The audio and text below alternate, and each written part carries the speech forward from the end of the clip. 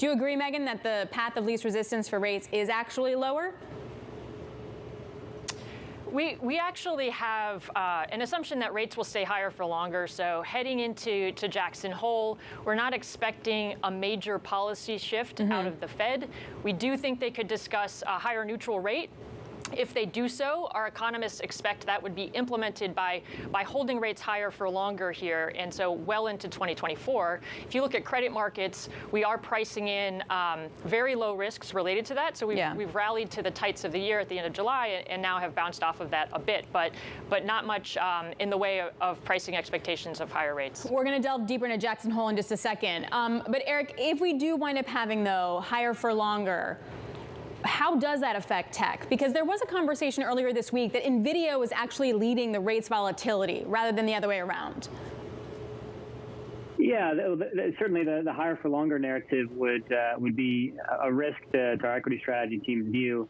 And also it's a question of, I think, what's driving the rates higher move? Because if it's growth being stronger than expected and that continues to kind of support the earnings narrative, then it's not necessarily the worst thing in the world. So a lot will hinge on the Fed's communication and what its actual eventual action will be into the end of the year.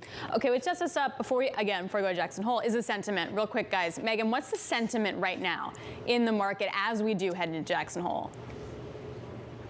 So credit sentiment has been generally positive, and you've seen that in investor positioning. So our BNP credit positioning indicator is now at the longest level since pre-COVID. So as growth has surprised to the upside, we have seen investors add to risk, and that appetite has increased. So I think there is sort of cautious optimism heading into the symposium.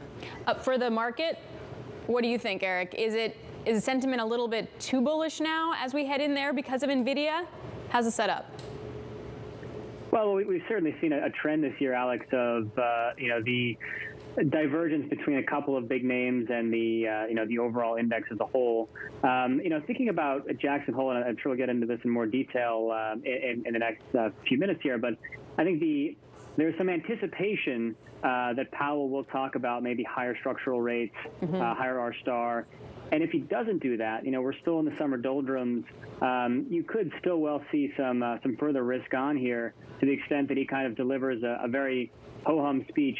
Maybe he talks about something completely unrelated to the stance of policy, and it's a little bit more wonky. Certainly wouldn't be the first time. So I'm not necessarily sure that there's a clear downside risk here for risk sentiment.